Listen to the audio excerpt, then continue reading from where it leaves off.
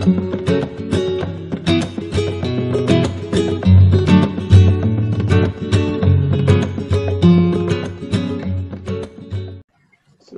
Advocate Sushil single with Advocate Subodh Gupta, Advocate Poonam, Advocate Ishan Mishra from the Legal Aid Consultant. हम सभी participants के लिए welcome करता हूं इस वेबिनार पे। और आज का जो वेबिनार है वो राइट टू इंफॉर्मेशन यानी आरटीआई एक्ट पे है। बहुत सारे गवर्नमेंट ऑर्गेनाइजेशंस में हमें कुछ इंफॉर्मेशन चाहिए जो कि हमें इंफॉर्मेशन नहीं मिलती है। बैंक्स में हो गया, एमसीडी में हो गया, पीडब्ल्यूडी में हो गया, हमें कुछ इंफॉर्मेशन चाहिए जो हमें जरूरत है बट नहीं मिलती है। तो गवर्नमेंट ऑर्गेनाइजेशंस कुछ बहाना लेके हमें मना कर देते थे। तो इस वजह से इस एक्ट का 2005 जून में एनैक्टमेंट हुआ और ये अधिकार सभी इंडियन सिटीजन्स को है जो कि अपनी इंफॉर्मेशन गवर्नमेंट डिपार्टमेंट से पूछ सकते हैं। तो इसके आगे का जो है कि ये आरटीआई कहाँ पे लागू हो सकती है, किन किन संस्थाओं पे, किन किन कंपनी से हम पूछ सकते हैं, उसके बारे में एडवोकेट सुबोध गुप्ता जी आगे कंटिन्यू करेंगे। जी, तो आरटीआई जितनी भी पब्लिक अथॉरिटीज हैं वहां से हम राइट टू इंफॉर्मेशन के जरिए इंफॉर्मेशन ले सकते हैं। पब्लिक अथॉरिटी को आरटीआई एक्ट की सेक्शन 2H में डिफाइन किया गया है।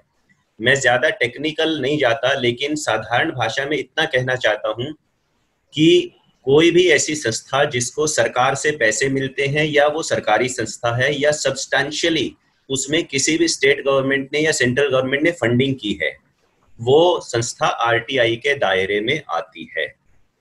तो कोई भी प्राइवेट ऑर्गेनाइजेशन जिसका सरकार से, सरकार की फंडिंग से कोई लेना देना नहीं है, वहां से हम इंफॉर्मेशन नहीं ले सकते। किसी प्राइवेट बैंक से नहीं ले सकते, एक पब्लिक सेक्टर बैंक से ले सकते हैं। किसी भी प्राइवेट ऑर्गेनाइजेशन से नहीं ले सकते, प्राइवेट एनजीओ से नहीं ले सकते, परंतु किसी एनजीओ में बहुत सारी फंडिंग सरकार की तरफ से है तो वहां से हम इंफॉर्मेशन ले सकते हैं। सिंगल साहब आपको बताएंगे कि आरटीआई अगर आप फाइल करते हो तो किस तरह की इंफॉर्मेशन आप आरटीआई के तहत मांग सकते हो, और क्या इंफॉर्मेशन मांगते समय कोई कारण बताना भी जरूरी है कि हमें इंफॉर्मेशन वो क्यों चाहिए। Over to Mister Singhal. पहली बात तो कोई भी इंफॉर्मेशन जो हमें चाहिए पब्लिक अथॉरिटी से, उसके लिए हमें कोई कारण देने की जरूरत नहीं है। ये एक मोस्ट इम्पोर्टेंट थिंग है। दूसरी बात यह है, इंफॉर्मेशन चाहे पब्लिक अथॉरिटी के पास रिकॉर्ड्स में अवेलेबल हो, डॉक्यूमेंट्स में अवेलेबल हो, या ईमेल्स में अवेलेबल हो, या सर्कुलर्स हो, ऑर्डर्स हो। मान लो किसी ने राशन कार्ड के लिए अप्लाई किया और उसका राशन कार्ड उसको नहीं मिला, या किसी ने पासपोर्ट अप्लाई किया, उसका पासपोर्ट नहीं मिला, तो या कोई और टेंडर डाला लेकिन टेंडर उसको नहीं मिला, या कोई भी चीज के लिए हमने एप्लीकेशन डाली लेकिन हमें नहीं मिला और हमें कोई आंसर भी नहीं किया, तो हम उस पब्लिक अथॉरिटी को जाके ये पूछ सकते हैं, उसको एक एप्लीकेशन लगा सकते हैं कि मैंने ये आपको टेंडर डाला था, मैंने ये एप्लीकेशन आपको दी थी, मेरा किस वजह से आपने रिजेक्ट किया। तो उसके रीजनिंग होंगे तभी वो आपको वो इंफॉर्मेशन आपको देगा। इसी से रिलेटेड सिंगल साहब एक सवाल मेरे मन में आ रहा था कि भाई ठीक है, मेरी कोई इंफॉर्मेशन तो मैंने किसी संस्था से मांगी, परंतु क्या मैं किसी थर्ड पर्सन के बारे में भी इंफॉर्मेशन मांग सकता हूँ? मान लीजिए मेरा कोई पड़ोसी है, उसने कोई घोटाला किया है और मैं किसी विभाग में पूछना चाह रहा हूँ कि उसे ये चीज अलोक क्यों कर दी गई या क्यों नहीं कर दी गई, फॉर एन एग्जाम्पल। तो can I seek information about any third party other than my self from any public authority? Third party के बारे में कोई इंफॉर्मेशन आपको नहीं दी जा सकती जब तक कि थर्ड पार्टी उस पर एग्री नहीं हो। जहां तक आपने सुबोध जी, जहां तक आपने क्वेश्चन पूछा कि किसी ने टेंडर डाला थर्ड पार्टी ने और उसका टेंडर एक्सेप्ट हुआ और कुछ उसमें कुछ गड़बड़ करके उसको दे दिया गया, क्योंकि ये इंफॉर्मेशन पब्लिक डोमेन में है, पब्लिक अथॉरिटी के पास में है, तो ही हैज टू गिव कि उसका टेंडर क्यों एक्सेप्ट किया और आपका टेंडर क्यों नहीं एक्सेप्ट किया। लेकिन थर्ड पार्टी की कोई पर्सनल इंफॉर्मेशन है, वो पर्सनल इंफॉर्मेशन आपको नहीं दी जा सकती। इसमें वो पर्सनल इंफॉर्मेशन तभी दी जा सकती है जब आपसे वो थर्ड पार्टी से परमिशन लेके वो आपको इंफॉर्मेशन दी जा सकती है। दूसरी बात यहाँ पे ये भी आ जाती है कि जहाँ पे पब्लिक रिक्वायरमेंट ज्यादा है और उसकी पर्सनल रिक्वायरमेंट से पब्लिक के हित ज्यादा है, तो वहां पे वो इंफॉर्मेशन आपसे शेयर की जा सकती है। Okay okay okay. किसी भी पार्टिसिपेंट का कोई भी सवाल है तो it is not one way downloading. आपके मन में कोई भी क्वेश्चन आ रहा है रेंडमली आप पूछ सकते हो आरटीआई के बारे में, तो we will try to answer your question. देखिए आरटीआई लगाने के दो प्रोसेस हैं, एक है ऑनलाइन प्रोसेस और दूसरा है ऑफलाइन प्रोसेस। ऑनलाइन प्रोसेस के लिए तो केंद्र सरकार की अगर कोई भी ऐसी अथॉरिटी है जो सेंट्रल गवर्नमेंट के अंडर आती है तो एक वेबसाइट बनी हुई है, बड़ी यूजफुल है, आप नोट करना चाहो तो नोट कर सकते हो, www.rtionline.gov.in। अगर आप इस वेबसाइट पे जाओगे तो ये बहुत ही अच्छी वेबसाइट है और आपको कहीं घर से हिलना भी नहीं पड़ेगा। कौन से डिपार्टमेंट में कौन से विभाग में आपको आरटीआई लगानी है वहीं पे एक ड्रॉप डाउन मेन्यू में आप चूज करेंगे, वहां चूज करके एक फॉर्म आएगा सिंपल सा, उस फॉर्म में आप नेसेसरी डिटेल भरोगे, वहीं पे ऑनलाइन 10 रुपए की फीस लगती है, 10 रुपए पेमेंट करोगे और आपकी आरटीआई वहीं पर ऑनलाइन सबमिट हो जाएगी। ये तो है ऑनलाइन प्रोसेस, परंतु ये राज्य सरकारों के अंतर्गत इस तरह से अलग अलग कोई सेंट्रल वेबसाइट नहीं है। हाँ, कुछ विभागों ने अपनी पर्सनल वेबसाइट बना रखी है ऑनलाइन आरटीआई फाइल करने के लिए, परंतु यदि आप इस झमेले में नहीं पढ़ना चाहते या आपको ये टफ लग रहा है तो उसका सिंपल प्रोसेस है ऑफलाइन। आप एक सिंपल कागज लो, उस सिंपल कागज पे चाहे अपनी राइटिंग में, हिंदी में, इंग्लिश में आप लिखो to the PIO, to the public information officer. जिस विभाग में आप आरटीआई लगाना चाहते हैं उसका नाम लिखिए, पता लिखिए, सब्जेक्ट में लिखिए आरटीआई अंडर आरटीआई एक्ट और उसमें लिखिए please provide me following information और 1 2 3 4 करके आप कोई भी इंफॉर्मेशन जो भी चाहते हो वो उनसे मांग सकते हो। फिर आप पोस्ट ऑफिस से एक 10 रुपए का पोस्टल ऑर्डर खरीदिए, पोस्टल ऑर्डर में भरिए आप टू द पीआईओ और उस अथॉरिटी का नाम भरिए, एक एनवलप खरीदिए, उन दोनों चीजों को उसमें डालिए, साथ में एक सेल्फ एड्रेस स्टैम्प एनवलप लीजिए।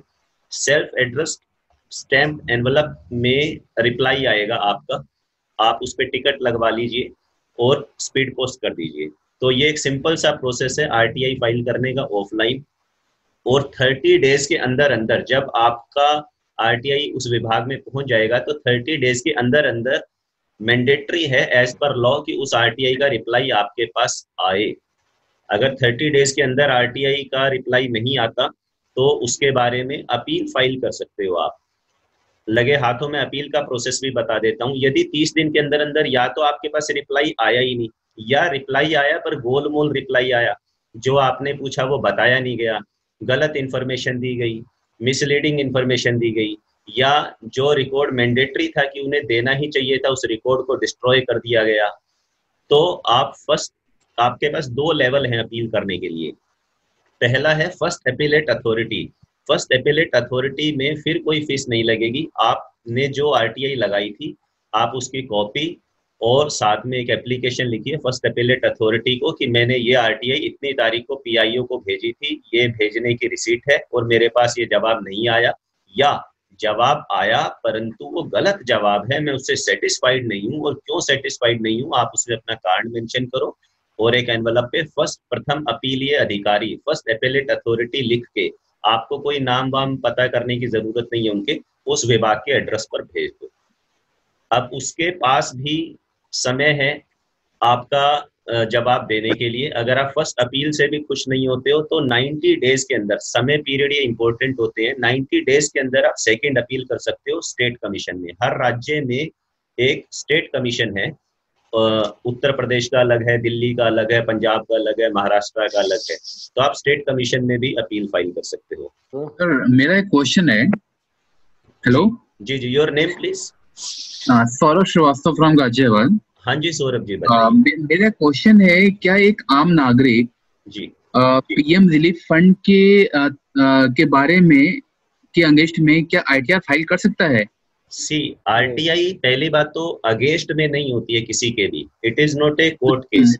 RTI is your right to get the information. जब हम इंफॉर्मेशन की बात करते हैं तो इंफॉर्मेशन, मैंने इस वीडियो के शुरू में बताया कि कोई भी ऐसी चीज जो या तो सरकारी है या उसमें सरकार का सब्सटेंशियल रोल है, वो एक पब्लिक अथॉरिटी है, तो उसके बारे में आप इंफॉर्मेशन ले सकते हो।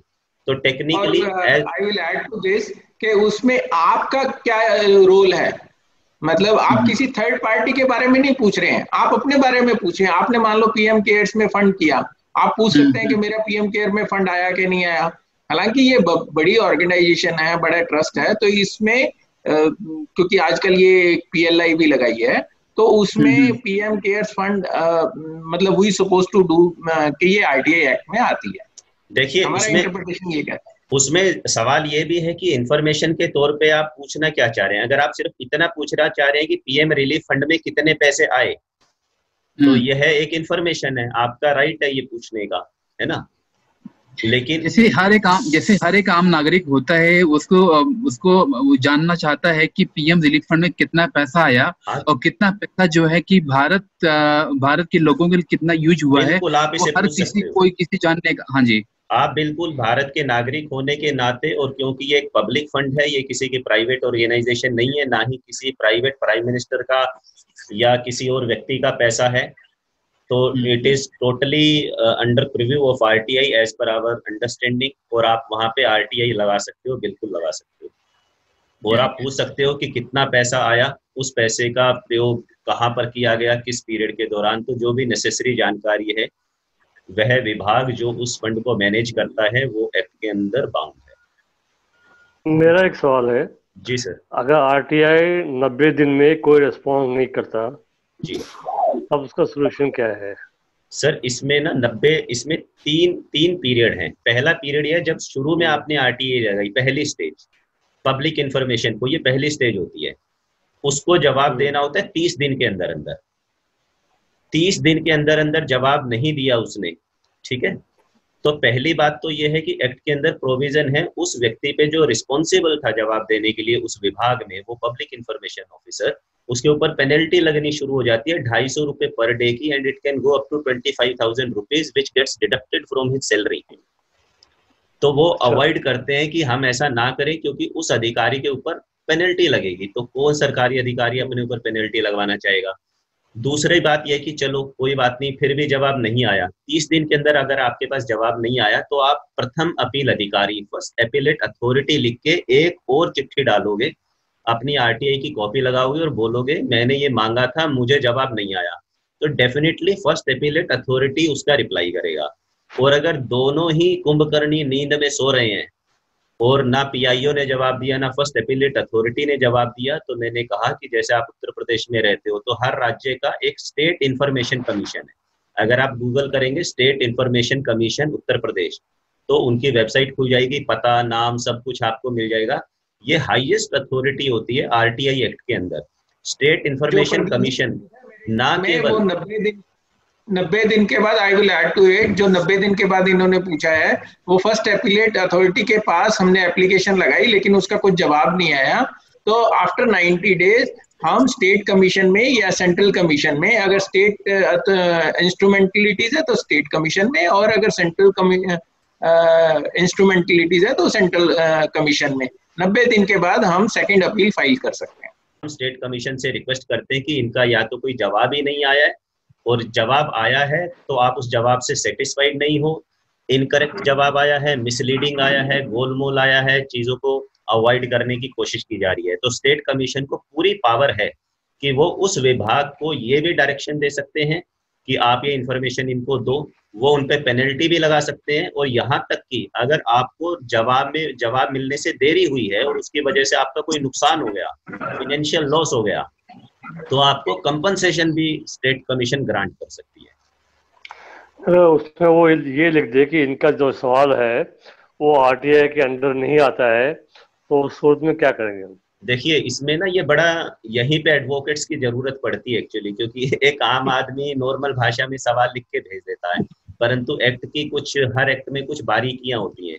अब डिपेंड करता है आपने क्या सवाल पूछ लिया उनसे। अब हर तरह का सवाल का जवाब देने के लिए आरटीआई एक्ट में अथॉरिटी बाध्य नहीं है, आपको सिर्फ you need to differentiate between information and opinion. Example देके समझाने की कोशिश करता हूँ।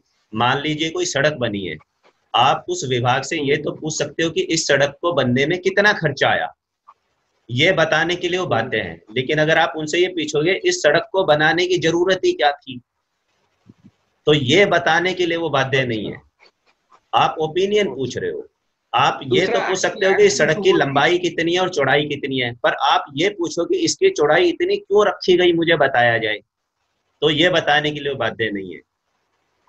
दूसरा I will add to Subodh ji कि जो इंफॉर्मेशन डिपार्टमेंट कोई रोकता है वो अगर सिक्योरिटी से रिलेटेड है या इंटेलिजेंस से रिलेटेड है या इंफॉर्मेशन आपको देने से बाकी देशों के साथ में हमारे जो रिलेशनशिप है या पब्लिक अनरेस्ट होता है, तो वो इंफॉर्मेशन आपको नहीं दी जाएगी। अच्छा, मेरे पास भी आई हैव अ क्वेश्चन कि क्या आरडब्ल्यूए भी आरटीआई के अंडर आ रहा है? आरटीआई के अंडर नहीं आती। आरडब्ल्यूए पब्लिक अथॉरिटी नहीं है, क्योंकि आरडब्ल्यू को कोई भी पैसा राज्य सरकार से, या मान लो मैं जिस सोसाइटी में रहता हूँ तो गाजियाबाद प्रशासन या उत्तर प्रदेश सरकार थोड़ी आरडब्ल्यू को पैसा देती है, आरडब्ल्यू को पैसा वहां के रेजिडेंट्स देते हैं। तो ये आरटीआई का सवाल नहीं है, ये मेरे पर्सनल हक का सवाल है। हाँ, ये it will not come under RTI. ये क्वेश्चन रेगुलेटरी क्वेश्चन है which can be asked from the regulatory authorities। जैसे RWA है वो GDA के अंडर में आती है, तो GDA या ट्रस्ट में आती है, तो वो GDA कैन आंसर कि अगर RWA कुछ गलत कर रही है तो you can approach to GDA। किस तरह से हम RTI एक्ट का फायदा उठा सकते हैं, इंफॉर्मेशन किस रूप में ले सकते हैं? जैसे हमें किसी कॉन्ट्रैक्ट से रिलेटेड या कोई भी हमने पासपोर्ट के लिए अप्लाई किया या राशन कार्ड के लिए अप्लाई किया, आधार कार्ड के लिए कुछ भी चीज जो हमने की और उस पे हमारे को रिजेक्शन मिला, तो हम वो जो डॉक्यूमेंट, उसकी फाइल वगैरह, उसके बारे में हम सब रिकॉर्ड मांग सकते हैं। लेकिन एक एप्लीकेशन के साथ 10 रुपए की फीस जो है, जो कि सुबोध जी ने बताई थी, या तो पोस्टल ऑर्डर की तरह से या फिर बैंक ड्राफ्ट लगा सकते हैं। और उसके अलावा जितने number of copies photo copy होंगी, 2 रुपए पर फोटो कॉपी का जैसे ऑर्डर है, और बाकी जो एक्चुअल एक्सपेंसेस है वो public authority can ask you. इसमें मैं ये भी ऐड करना चाहूंगा कि इंफॉर्मेशन 3 तरीके से मांग सकते हो आप। एक तो आप ये बता सकते हो मुझे ये बताया जाए, जो भी आप पूछना चाह रहे हो, this is one way. Second way आप ये कह सकते हो कि मैं इस विभाग में इस दिन आकर इन कागजों को इंस्पेक्ट करना चाहता हूँ, you have the right of inspection as well. तो आप डॉक्यूमेंट्स को इंस्पेक्ट भी कर सकते हो जाके। और तीसरा तरीका है कि आप डॉक्यूमेंट्स की फोटोकॉपीज भी मांग सकते हो, फोटोकॉपी मांग सकते हो, या कोई इलेक्ट्रॉनिक रिकॉर्ड है तो आप उसको सीडी में या पेन ड्राइव में भी मांग सकते हो। उसके चार्जेस हमें बियर करने होते हैं, उसके रूल्स बने हुए हैं आरटीआई रूल्स के अंतर्गत। किसी एनजीओ या ट्रस्ट के अगेंस्ट भी आरटीआई डाल सकते हैं? अगर उस एनजीओ या ट्रस्ट को सब्सटेंशियल फंडिंग मिलती है राज्य सरकार से या केंद्र सरकार से, तो डाल सकते हैं। अब सवाल ये उठता है सब्सटेंशियल फंडिंग का मतलब क्या है? ठीक है, तो नॉर्मल आदमी तो ये समझता है भाई मोर देन 50% हो गया तो सब्सटेंशियल हो गया, पर इसके बारे में कुछ जजमेंट्स आए थे सुप्रीम कोर्ट के। एक जो रिसेंट जजमेंट था उसमें एक इसी प्रकार के केस में 26% फंडिंग की थी सरकार ने। 26% funding is also, supreme court ने एक्सेप्ट किया कि इट इज आल्सो। उसमें भी माननीय उच्चतम न्यायालय का ये व्यू था कि सब्सटेंशियल का मतलब जरूरी नहीं है कि मोर देन 50% हो, 26% is also substantial in our view. तो अगर राज्य सरकार या उससे वो पैसा ले रहे हैं तो डेफिनेटली आप वहां पे आरटीआई लगा के पूछ सकते हो कि आपको कितना पैसा आपने पब्लिक से लिया, कहाँ खर्च किया, उसका ब्यौरा मुझे दिया जाए। और आरटीआई में सबसे खाली प्राइवेट हो तो फिर वो प्राइवेट हो गया उसका पैसा वो फिर उसमें नहीं आता, वो उसमें नहीं आएगा। तो ये अभी हमने जैसे आरटीआई में फाइल की, एप्लीकेशन फाइल की, कई बार एप्लीकेशन रिजेक्ट हो जाती है या सुनवाई नहीं होती, तो उसके पीछे रीजन क्या है? समटाइम हम लोग क्या है, पोस्टल ऑर्डर लगाना भूल जाते हैं। समटाइम जो इन्फॉर्मेशन हमारे से रिलेटेड है वो ना आप पूछ के किसी और के बारे में पूछते हैं। समटाइम इंफॉर्मेशन जो है वो सिक्योरिटी से रिलेटेड है या कोई पब्लिक अनरेस्ट की पोजीशन हो सकती है उससे देने से। तो ऐसे बहुत सारी रीजंस हैं, या सिक्योरिटी से, इंटेलिजेंस से रिलेटेड है, तो पुलिस के मूवमेंट से रिलेटेड है, आर्मी के मूवमेंट से रिलेटेड है, तो ये इंफॉर्मेशन आपको नहीं दी जाएगी और इससे ये पूछेंगे तो वो रिजेक्ट भी कर सकते हैं। तो मैं इस तरह से हाँ, इसमें थोड़ा सा ऐड करना चाहूंगा। ऐसा नहीं है कि आरटीआई में हम दूसरों के बारे में इंफॉर्मेशन नहीं पूछ सकते। हम दूसरों के बारे में या जनरल किसी किसी भी तरह का सवाल हम आरटीआई में पूछ सकते हैं। जरूरी नहीं है कि मैं अपने बारे में ही सवाल पूछूं, परंतु अगर वो थर्ड पार्टी के बारे में सवाल है तो जब उस विभाग में मेरी एप्लीकेशन जाएगी तो वो विभाग पूछेगा उस थर्ड। एग्जाम्पल देता हूँ, मान लो एक सरकारी बैंक से किसी बिल्डर ने लोन ले लिया और आपको उस बिल्डर से चिढ़ है या कुछ भी लगा लो, आपने आरटीआई डाली उस बैंक में कि आपने इस बिल्डर को कितना लोन दिया। अब आप थर्ड पार्टी के बारे में पूछ रहे हो उस विभाग से, तो वो विभाग उस बिल्डर को पहले लेटर लिखेगा 5 दिन के अंदर अंदर, टाइम पीरियड है 5 डेज के अंदर अंदर, with in receipt of your application, कि यह व्यक्ति यह पूछना चाह रहा है आरटीआई के अंदर कि आपको कितना लोन दिया, तो हम बता दें या ना बता दें, क्या आप इस इंफॉर्मेशन को कॉन्फिडेंशियल ट्रीट करते हो। अगर वो बिल्डर कहते हैं मेरे लिए कोई कॉन्फिडेंशियल इन्फॉर्मेशन नहीं है, मुझे कोई फर्क नहीं पड़ता, आप बता दो, तो वो बता देंगे। अगर वो कहता है मैं इसे कॉन्फिडेंशियल ट्रीट करता हूँ, आप नहीं बताओगे, तो हमारे पास रिप्लाई आएगा कि वो उसे कॉन्फिडेंशियल ट्रीट करता है, हम नहीं बताएंगे। और अब अगर आप इस बात से नाखुश हो, क्योंकि ऐसे तो हर भ्रष्ट आदमी बोलेगा हर इंफॉर्मेशन को कि मैं इसे कॉन्फिडेंशियल ट्रीट करता हूँ, तो फिर कैसे बताएंगे। तो उसमें लॉ ये कहता है कि अगर पब्लिक इंटरेस्ट हावी है किसी व्यक्तिगत इंटरेस्ट पे, तो इन the interest of general public third party के इंटरेस्ट को इग्नोर किया जाएगा, उसकी कॉन्फिडेंशियलिटी को सुपरसीड करते हुए वह विभाग उस इंफॉर्मेशन को देने के लिए लायबल होगा। अदरवाइज तो किसी भी भ्रष्टाचार का भंडाफोड़ कभी हो ही नहीं पाएगा। हर व्यक्ति यही बोलेगा ये इंफॉर्मेशन मेरे लिए कॉन्फिडेंशियल है। तो आप अपने लिए भी और दूसरों के लिए भी संबंधित भी कोई भी जानकारी। तो अब इसमें डिफरेंस क्या हुआ पीएलआई में और आरटीआई में? सर ऐसा होता है, right to information is only a right to seek information. It is not a court case. You are not filing, you are not dragging him in the court of law. RTI becomes the basis of PIL. ये बहुत important और बहुत अच्छा सवाल पूछा आपने। मतलब let me congratulate you for asking this wonderful question. मतलब PLI cannot be given before RTI. नहीं, ऐसा नहीं है। मान लो देखो PIL में होता क्या है, PIL का मतलब होता है कि भाई आप देख रहे हो कि समाज में एक बड़े वर्ग को किसी चीज से नुकसान हो रहा है, तो अब हर आदमी तो जाके 500 केस करेगा नहीं वहां पे, तो वो सब लोग मिलके in the interest of public interest litigation, मतलब in the litigation in the interest of public, जनता के हित में लिटिगेशन, वो लोग जब कोर्ट में जाते हैं, हाई कोर्ट या सुप्रीम कोर्ट में ही PIL फाइल की जा सकती है, लोअर कोर्ट में नहीं की जा सकती। तो आप कई लोगों, समाज के एक बड़े तबके के लिए आप लड़ते हो, आप सिर्फ अपने लिए नहीं लड़ते। That is PIL। कि इससे जैसे मजदूरों के लिए PIL लगाई गई, भी हजारों मजदूर थोड़ी हाई कोर्ट और सुप्रीम कोर्ट में आके लड़ेंगे, तो किसी ने PIL लगाई मजदूरों के लिए। RTI से फायदा ये होता है कि जब हम PIL ड्राफ्ट करेंगे और कोर्ट को ये बताएंगे कि इसमें क्या फैक्ट्स हैं, अगर आपके पास उस विभाग से इंफॉर्मेशन होगी कि इतने मजदूरों को पैसे दिए, इतने रजिस्टर्ड मजदूर थे, इतने नहीं थे, तो ये जानकारी कहाँ से लोगे आप? अखबार से या मीडिया से थोड़ी लोगे। आप RTI से पहले उस विभाग से जानकारी लोगे, फिर उस जानकारी के बेस पे आपको पता चलेगा कि यहाँ तो कुछ गोलमाल चल रहा है, फिर उस गोलमाल से पब्लिक को नुकसान हो रहा है और उस नुकसान के लिए आप PIL फाइल करोगे और फिर कोर्ट जजमेंट देगी। तो RTI is only a method to seek information. What you do with that information is totally your call. आप उस इंफॉर्मेशन का चाहे कुछ भी मत करो, फाइल में लेके रख दो, और चाहे तो उस इंफॉर्मेशन को आपको कोर्ट केस का आप ग्राउंड बना लो। अच्छा सुबोध जी, मेरा एक सवाल है जी कि कुछ लोग ना RTI का जो उपयोग है वो दूसरों को मतलब ब्लैकमेल करने के लिए करते हैं। जैसे किसी की प्रॉपर्टी बन रही है, उस पर RTI लगा दी, जिनका काम ही यही होता है, उसके लिए आपके पास क्या टिप्स है?